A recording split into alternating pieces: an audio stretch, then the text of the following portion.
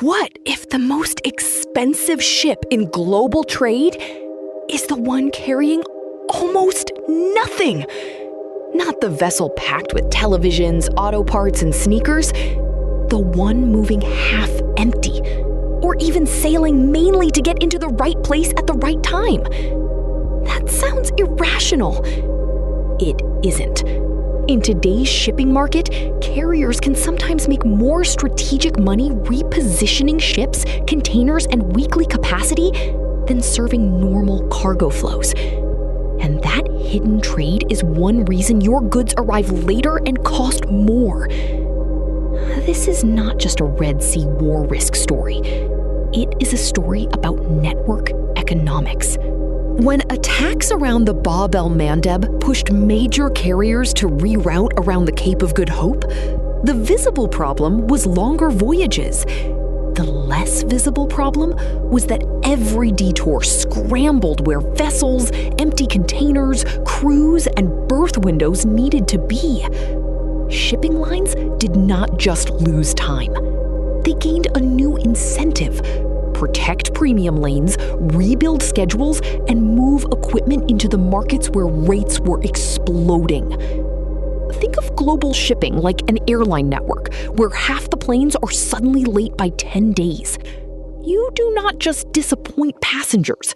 You start canceling weaker routes so your most profitable hubs survive.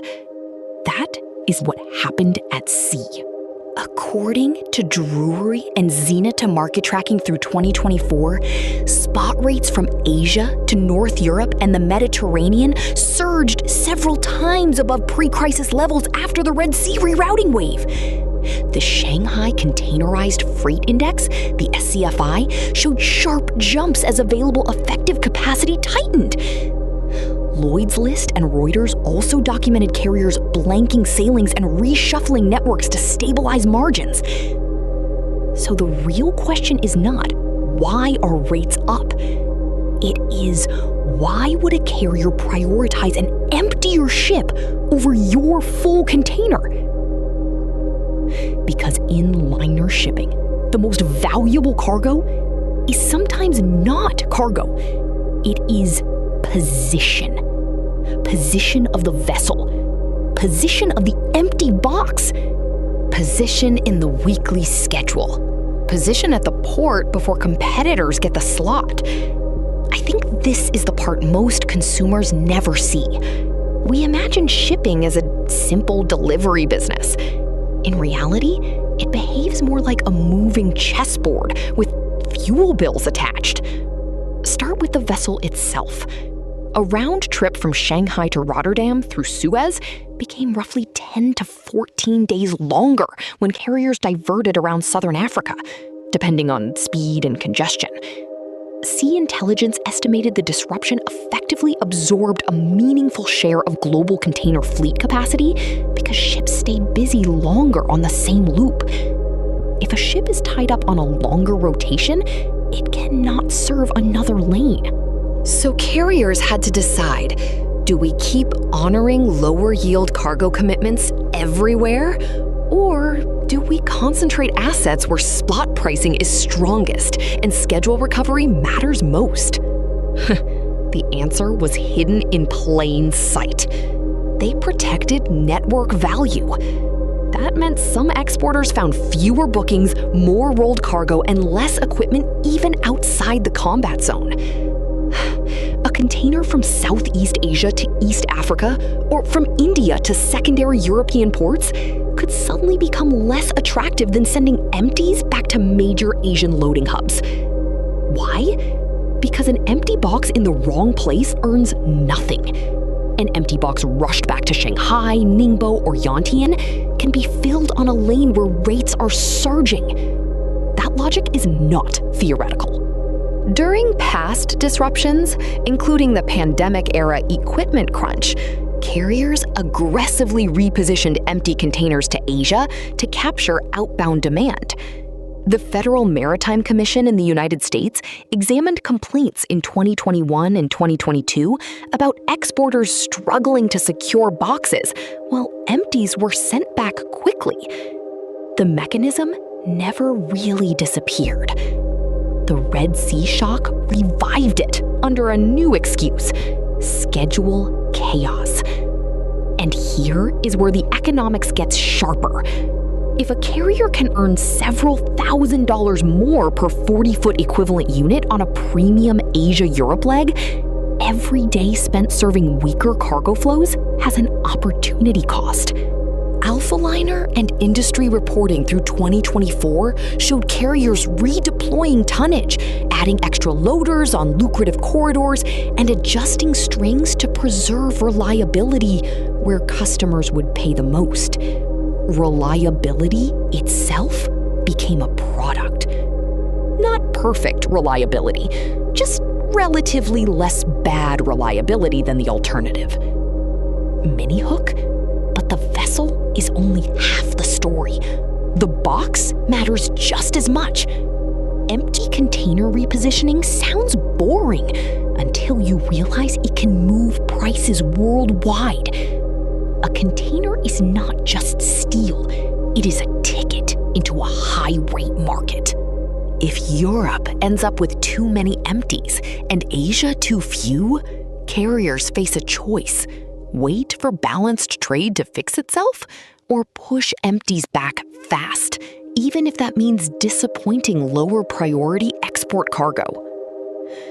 When enough companies make that choice at once, scarcity appears where consumers least expect it.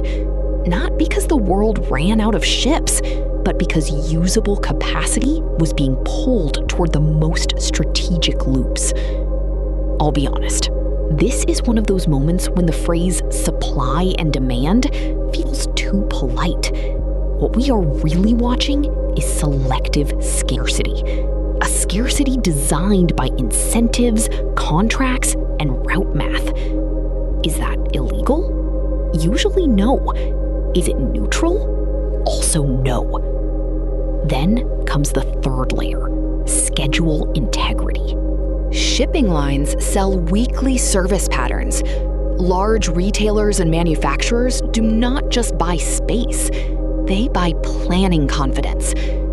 Miss enough port windows and the whole network starts compounding delays. Maersk, Hapag-Lloyd, MSC, and CMA CGM all had to revise transit assumptions and network designs as the Red Sea risk persisted. In that environment, an underfilled ship sent to restore a broken loop can be more profitable over the quarter than a fuller ship stuck serving lower-yield cargo with no strategic payoff. That is the hidden trade. Carriers are not merely moving boxes. They are buying back control of their network, and they are paying for it with your access to space. But if this is just smart optimization, why did rates jump so violently, even far from the Red Sea? Because freight prices are set at the margin. You do not need all capacity to disappear. You only need enough effective capacity to become unavailable at the right moment. The International Monetary Fund and OECD have both warned in different periods that shipping disruptions can feed consumer inflation with delays and non-linear price effects. A route extension of 10 days does not mean a neat 10% cost increase. It can trigger port bunching, missed rail connections, chassis shortages, and inventory panic buying. One missing vessel rotation can echo across several continents. Tone shift, building. But wait, there is a twist almost nobody talks about. The winners from this chaos are not just the carriers charging more on endangered routes. Sometimes the bigger prize is creating a market where customers pay a premium simply to avoid uncertainty. In other words, the product is no longer transportation alone, it is escape from disorder. Zenita reported in 2024 that shippers were paying substantial premiums for guaranteed space and priority services as volatility intensified. That changes behavior fast. If enough cargo owners fear being rolled, they overbook, front-load orders, and accept higher rates earlier. Then, carriers see stronger pricing signals and keep protecting the lanes that reinforce those signals. This is how a crisis becomes a pricing ecosystem, not a conspiracy. A feedback loop. And this is where I think the Red Sea story has been misframed. The public version is missiles, insurance, and danger zones. All true. But the deeper story is that disruption gave carriers a reason to re-rank the world's cargo. Some boxes became strategically essential. Others became optional. If your goods sit in the optional category, you still pay for the system's stress, even if your route never goes near Yemen.